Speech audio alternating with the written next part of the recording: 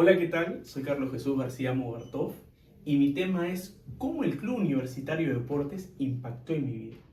¿Un equipo de fútbol puede impactar en la vida de las personas? Probablemente muchas personas dirían que no, que solamente son 11 jugadores atrás del balón. Y yo, antes de los 11 años, pensaba igual. Yo desde muy pequeño me volví hincha del Club Universitario de Deportes gracias a mi hermano Gino. Eso generó que tengamos muchos recuerdos. Pero también había un momento donde yo me sentía triste respecto a mis hermanos, porque mi hermano mayor, Cristian, por parte de papá, digamos, nuestra relación era muy fría.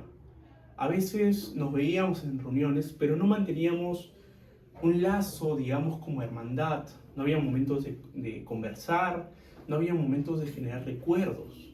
Hasta que yo me enteré, gracias a mi papá, de que él era hincha de la U. Y recuerdo que un día, en una reunión, yo me acerqué a hablar con él. Y le dije, tú también eres hincha de la U, siendo él mucho más mayor que yo. Le comenté que mi papá me había contado de que él cuando era joven también era hincha de la U. Entonces, desde ahí empezamos a generar recuerdos. Me acuerdo que la primera vez me dijo, hace como 10 años, me dijo que vaya a su casa para ver un partido de la U. Y me acuerdo que terminamos tristes porque la U perdió. Pero yo estaba feliz en el fondo. No porque la U había perdido, sino porque ya había generado un primer recuerdo con mi hermano. Algo que no había tenido durante 12 años. Entonces eso impactó bastante en mí y lo mantengo en mi mente hasta ahora. Después de años empezamos a ir al estadio juntos, a compartir momentos inolvidables, momentos donde yo iba a su casa y generábamos recuerdos, veíamos el partido. Por eso yo lo que les puedo decir es que la U no es solamente un equipo de fútbol, es algo más que eso. Puede generar lazo entre hermanos, entre familiares, entre amigos, hasta puede generar un mejor lazo con tu enamorada llevándole al estadio y ver partidos. Por eso yo les recomiendo que pueden buscar, al igual que un equipo de fútbol, otro tipo de deporte o un hobby que haga que puedan mejorar ese lazo entre hermanos y familiares y amigos. Muchas gracias.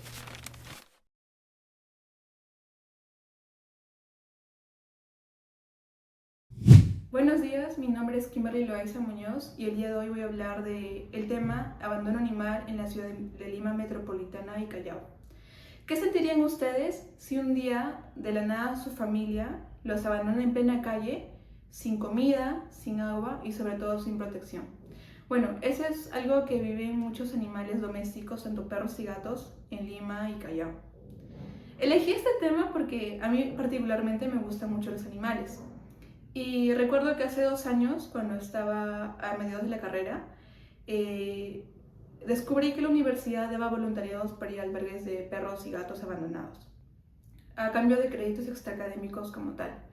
Entonces yo decidí ir, fui a varios albergues, fui a Pamplona, también fui a San Martín de Porres, a Pueblo Libre. Pero el caso que más me impactó de esos albergues, porque he conocido muchas historias de muchos perros y gatos, fue de un perro que vivía en este albergue que estaba en San Martín de Porres. Recuerdo que cuando llegué, la coordinadora nos comentó a todo el grupo, porque no solamente era yo, eran varias personas de diferentes universidades que iban. Recuerdo que nos dijo que había un perro que tenía la cabeza hundida. Y eso fue como que muy raro, pues, porque ¿cómo va a haber un perro con la cabeza hundida, no? Y ya nos contó su historia. Resulta que este perro lo encontraron en la basura, así todo ya casi muerto, porque unas personas lo habían golpeado. Y tenía toda la mandíbula destrozada, la cabeza hundida. Ya la daban por muerto, por eso lo tiraron a la basura. Y bueno, yo recuerdo que la coordinadora lo encontró, lo rescató, lo llevó al veterinario. Obviamente costó mucho dinero, que se vio a base de las donaciones que dan los voluntariados. Y bueno, o sea, ya el perrito mejor, o sea, mejoró y pudo quizás rehabilitarse, ¿no? Pero igual quedó con las secuelas de quizás estar con esa situación en la cabeza. A pesar de eso fue muy dócil y todo le marchó bien para él particularmente. Bueno, entonces, como punto general, yo recomiendo a las personas que están viendo esto, si tienen un perro o un gato, por favor, los esterilicen. Y si piensan adoptar uno, no compren. O sea, no vayan a una tienda, no vayan a un supermercado ni nada. Adopten animales de la calle o de albergues que sí merecen un hogar.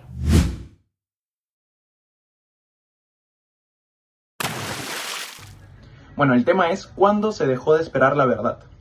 Ese tema me parece muy importante porque lo veo en muchas aristas de la sociedad, tanto en juicios paralelos que se generan, en opiniones públicas en cuanto a denuncias públicas que hacen las personas y que no esperan muchas veces en la defensa que tiene una persona. Pero no me refiero a una defensa legal, sino a una defensa al menos de escuchar la otra versión de la persona. No voy a hacer este tema tan técnico, sino en un sentido de que muchas veces en las denuncias públicas que se hacen mediante redes sociales, porque ahora es muy fácil denunciar públicamente, basta con una historia en Instagram para decir que tu nombre está supuestamente, por ejemplo, ¿no?, inmiscuido en un tema de tocamientos, abusos, violencia psicológica. Esto le pasó a una persona cercana a mí, en las cuales teníamos la confianza de contarnos cosas, y esta persona me decía, me tiene amenazado, mucho antes incluso de haber terminado su relación. Y dicho y hecho, pasó un mes después y fue denunciado públicamente en Instagram por violencia psicológica. Lo que vi y lo que observé en los comentarios es que la gente no esperó a la versión de los hechos de la persona o de mi compañero, sino que simplemente juzgaba e incluso llegó a etiquetar a la empresa donde trabajaba pidiéndole no puedes tener este tipo de trabajadores en tu estudio. La gente lo llevó incluso a un tema personal laboral. Él fue sacado de sus funciones en ese estudio, fue juzgado por la opinión pública y todo sin poder decir ni siquiera aún nada de lo que había pasado. Siempre se necesitan las dos versiones de los hechos. Por eso es que mi título fue así. ¿Por qué dejamos de esperar la verdad? ¿Por qué volvimos a esa situación o a esa sociedad medieval del quémenlo? Del él es el culpable, merece la venganza. No funcionamos así y no estamos hechos como sociedad para funcionar así. Entonces me gustaría meter o introducir este tema como algo importante, tanto para el derecho y tanto también como para lo que se tiene que tener como opinión pública. Siempre esperemos las dos versiones de los hechos. Muchas gracias.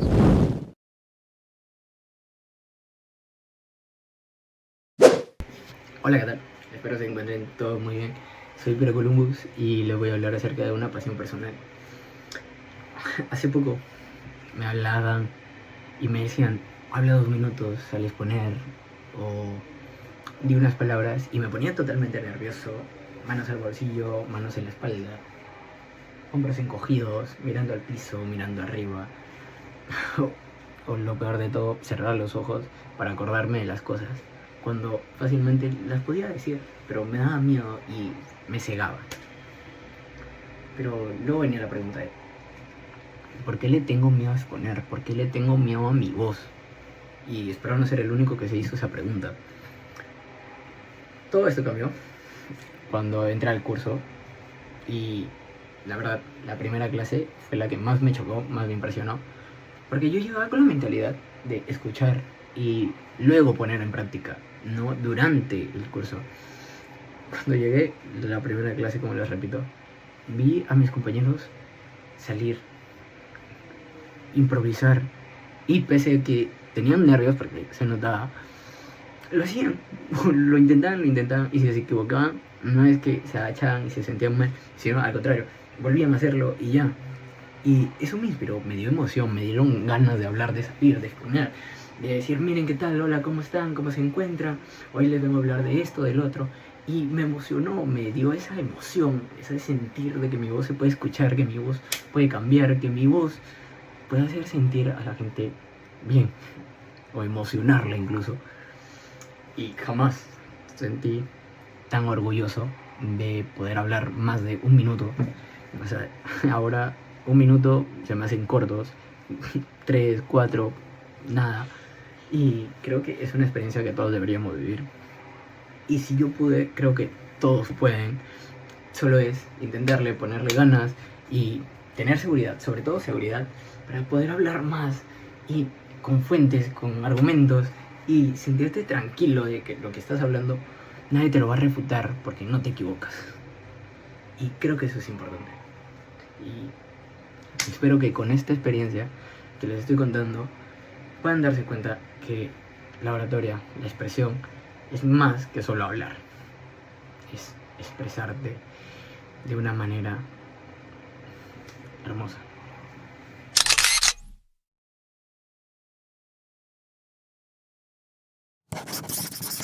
¿Alguna vez ustedes han llegado a sentir un nudo en la garganta que les impedía decir qué es lo que sienten? ¿O quizás alguna vez han llegado a pensar que no existe la cantidad suficiente de oraciones para darle a entender al mundo qué es lo que quiere su alma? Porque es algo que sí me ha pasado a mí. Y yo lo he sufrido desde secundaria, porque para mí siempre ha sido complicado poder decir un simple te quiero, o decirle a una persona que la aprecio. Y a mí me ha afectado, porque es como si esos sentimientos nunca hubiesen existido. Pero entonces comprendí que muchas veces lo que no puedo decir, puedo escribirlo. Y también comprendí que ese sentimiento no es algo aislado, porque nosotros cuando abrimos un libro, ya sea de un novelista, de un poeta o de un filósofo, estamos leyendo parte de su alma. Estamos leyendo sus ideas, sus sentimientos, ya sea amor o odio. Estamos comprendiendo parte de su mundo interior, parte de ese mundo que él quiso plasmar en tinta y en papel para toda la eternidad, que quizás no tuvo el coraje de decirlo cara a cara a alguien, pero que sí se lo pudo decir al papel. Y es entonces donde entramos nosotros, porque siempre van a existir personas que no van a poder ser capaces de decir qué es lo que sienten. Pero si dejáramos que esos sentimientos simplemente se marchitaran con el tiempo, nos estaríamos matando lentamente, porque nadie sabría qué sentimos. Y nosotros seguimos siendo personas que dentro de nuestros corazones tenemos mil y un emociones. Entonces, no nos queda más que escribirlos, más que darle a entender a todo el mundo que dentro de nosotros también existe un ser humano, que muchas veces utiliza la representación poética para poder dar a entender su propio mundo interior, para darle a entender al mundo que él también existe.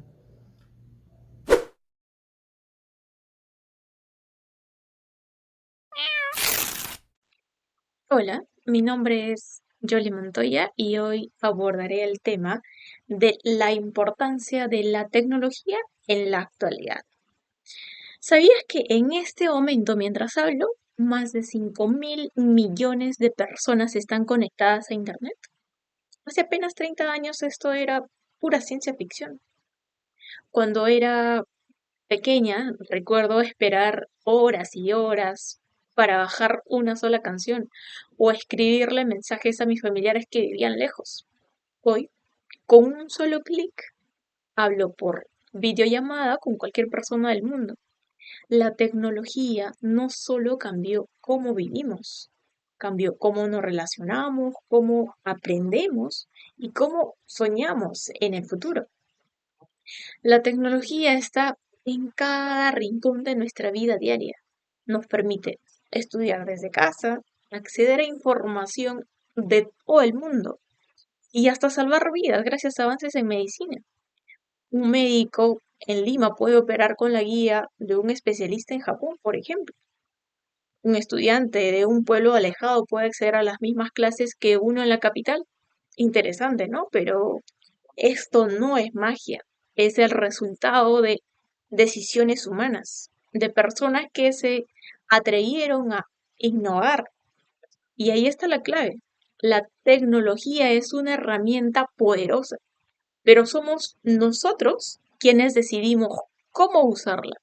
Podemos usarla para conectarnos de verdad, para resolver problemas reales, para construir un mundo mejor, o podemos dejarnos consumir por ella. La diferencia está en nuestras manos. Por eso, hoy les invito a algo. La próxima vez que tengan un celular en la mano, pregúntese, ¿estoy usando esta herramienta para crecer o simplemente para distraerme? Porque el futuro no lo va a decidir, no lo va a decidir la tecnología, lo vamos a decidir nosotros.